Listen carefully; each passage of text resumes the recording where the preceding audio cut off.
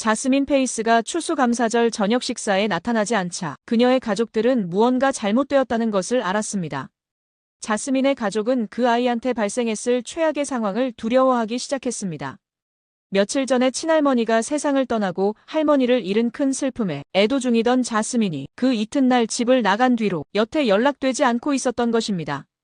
그도 그럴 것이 부모님이 이혼한 뒤로 여태 친할머니와 함께 생활해온 22살 되는 자스민에게 할머니는 엄마와 다름없는 존재였습니다. 자스민의 모습이 마지막으로 포착된 것은 그녀 어머니의 집에서 나가는 2022년 11월 22일 감시 카메라에서였습니다. 자스민과 제가 연락되지 않은 날이 지금껏 단 하루도 없었습니다.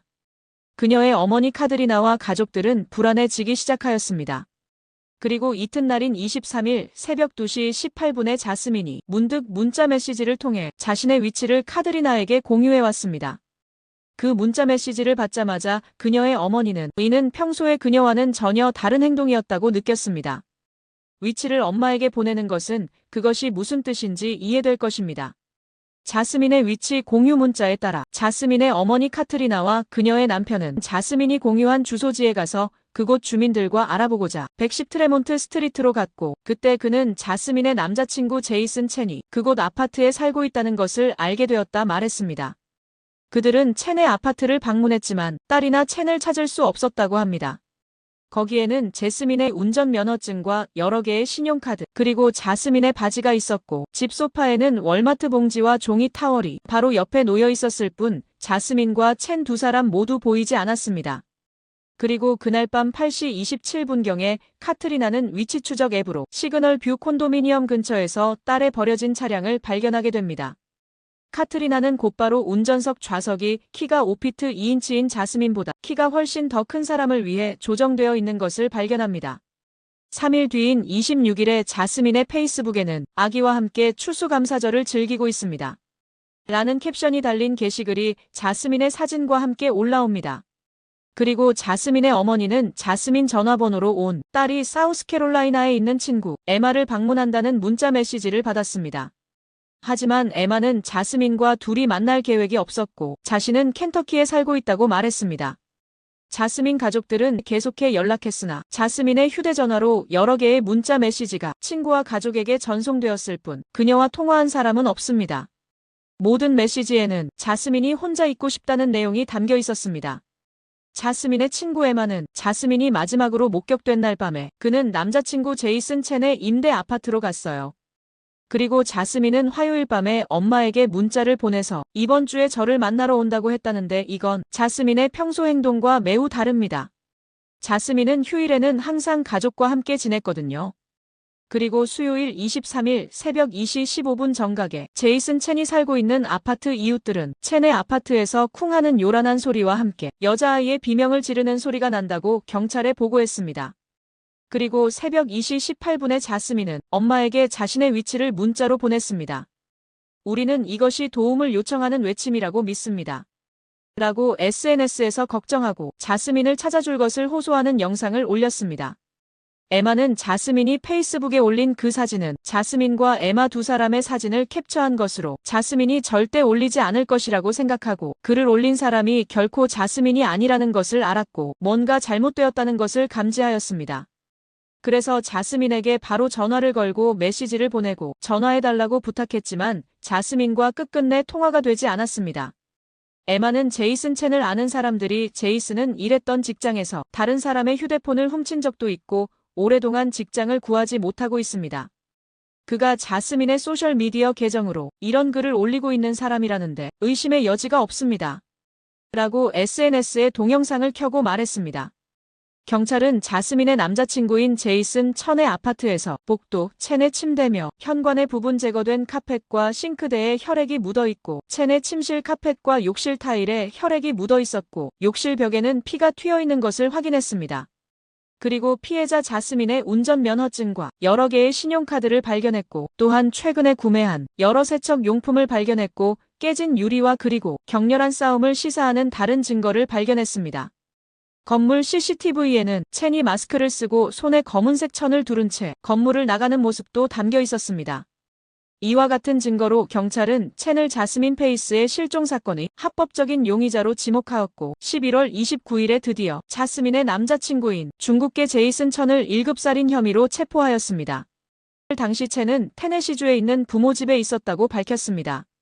체포 당시 첸은 묵비권을 행사했고 변호사를 대동한 그는 법정에서 무죄를 주장하였습니다. 자스민의 부모와 그녀의 가족이 며칠 동안 찾아다닌 결과 2022년 12월 1일 제이슨의 아파트에서 얼마 떨어지지 않은 길가에서 여행용 가방이 발견되었습니다.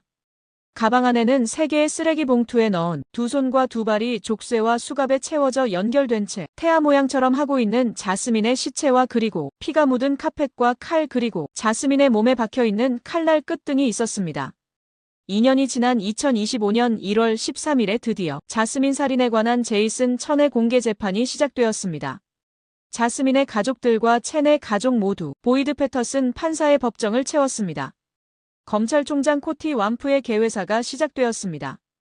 이것은 제이슨 첸이 98파운드 되는 제스민 페이스의 시체를 넣은 가방입니다. 완프가 말했습니다. 첸은 자스민을 60번이나 계속해서 찔렀습니다. 첸과 자스민 두 사람 모두 테네시 채터누가 대학의 학생이었습니다. 두 사람은 데이트 앱에서 만나 데이트를 시작했습니다. 전화 기록에 따르면 자스민 페이스는 22일 첸을 만나기 전에 1시간 11분 동안 첸과 전화 통화를 했습니다. 그 통화 후 자스민은 트레몬트 스트리트에 있는 첸의 아파트로 갑니다. 페이스의 어머니 카트리나 비는 자스민을 키운 친할머니가 2022년 11월 22일에 사망했다고 증언했습니다. 자스민 페이스는 할머니를 잃은 슬픔을 그날 저녁에 첸을 찾아 위로를 받았을 것으로 생각됩니다. 그리고 첸의 변호사는 많은 확실한 증거 앞에서 첸의 살인죄를 인정하였으나 오프닝부터 시작하여 거짓 소설을 만들어가면서 첸의 범죄 형량을 가급적 낮추어 보려고 안간힘을 쓰고 있었습니다. 그는 다음과 같이 소설을 만들고 있었습니다. 자스민이 그날 저녁 첸의 아파트에 와서 둘은 처음에 각자 와인 한 병씩 마셨고 그리고 젊은 사람들이 늘 하듯이 마약을 피웠다로 소설의 서두를 시작했습니다. 그때 첸의 데이팅 앱 틴더에서 메시지가 들어온 알람이 울렸고 자스민이 다른 여자로부터 첸에게 온 문자를 확인한 순간 화가 치밀어 술병을 첸에게 던졌다. 첸도 주방에 들어가 부엌칼을 들고 나와 자스민을 찔렀다고 변호했습니다. 하지만 7,000건 이상의 부검 경험이 있는 검시관 스티븐 코그스웰 박사는 자스민 페이스가 사망 직전에 알코올을 전혀 섭취하지 않았다고 진술했습니다. 스티븐 박사는 자스민은 분명히 많은 피가 흘렀고 그의 몸은 60번 칼에 찔린 상처가 있습니다. 칼이 그녀의 폐에 들어갔고 갈비뼈에서 부러져 그녀의 몸 2인치를 관통했다고 말했습니다. 또한 자스민의 경정맥이 반으로 잘렸다고 언급했습니다.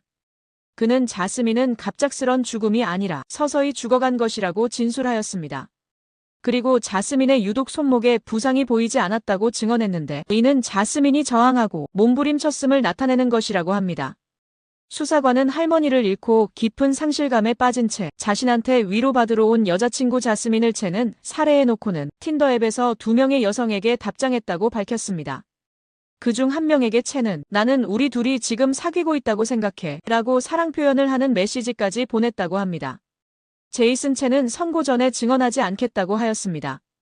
자신이 60번 칼로 찔러 죽게 만든 여자친구와 그 가족에게 미안하다는 말은 끝까지 하기를 거절한 것입니다. 첸의 어머니 슈팡은 첸이 1급 살인 혐의로 선고받기 전에 증언하기 위해 증언대에 섰습니다. 법원 통역이 첸의 변호팀과 그의 어머니 슈팡 사이에서 영상으로 통역을 하고 있었습니다. 자스민의 가족에게 알리고 싶은 것이 있느냐는 질문에 슈팡은 이렇게 대답합니다. 나의 아들은 나쁜 사람이 아닙니다.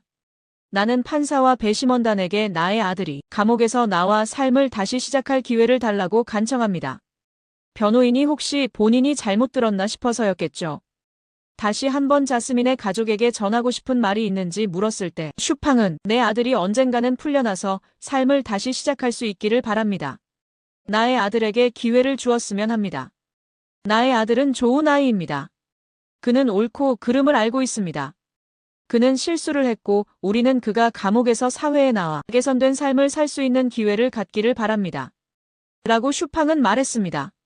이번에는 판사가 혹시나 통역으로 뜻이 잘못 전달되지는 않았나 싶어 첸의 가족인 두 번째 통역자에게 전화 통역의 방식으로 똑같은 질문인 자스민의 가족에게 전하고 싶은 말이 있는지 첸의 어머니 슈팡에게 다시 물었습니다.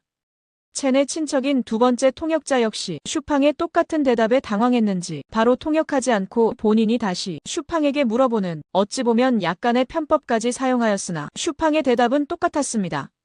통역하는 첸의 친척이 슈팡은 자기 아들이 잘못했지만 자신의 아들이 아직 젊고 새로운 삶을 살 수 있는 기회가 있기를 바란다고 말했습니다.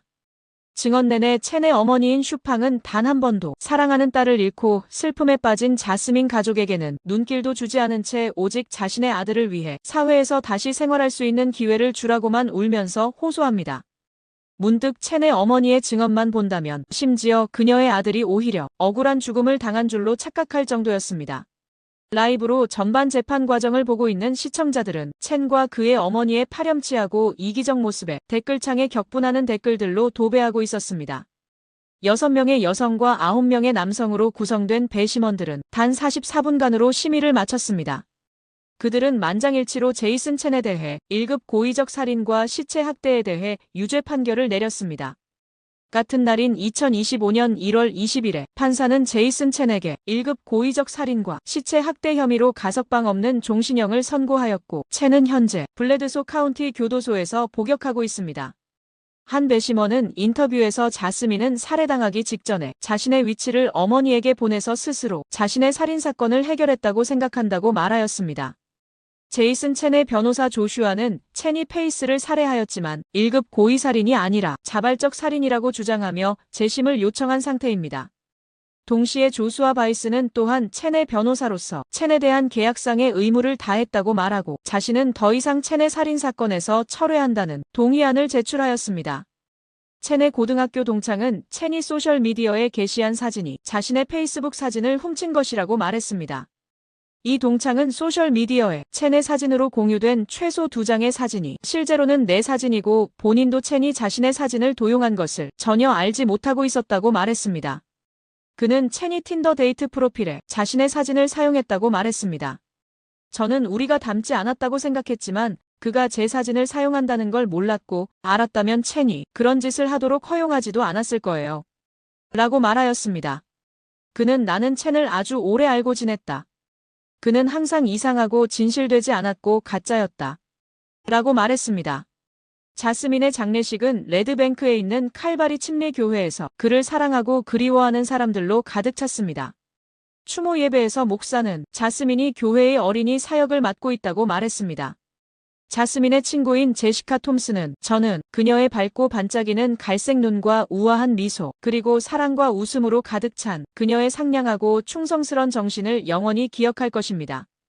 지금이 자스민과 나누는 작별이 아닙니다. 나중에 만날 거고 그리고 다시 만날 때까지 영원히 사랑하겠습니다. 하고 말합니다. 잔인한 살인마 첸에게 억울한 죽음을 당한 자스민도 정의가 승리하는 것을 보면서 하늘나라에서 이제는 안도의 따뜻한 미소를 짓고 있을 것입니다.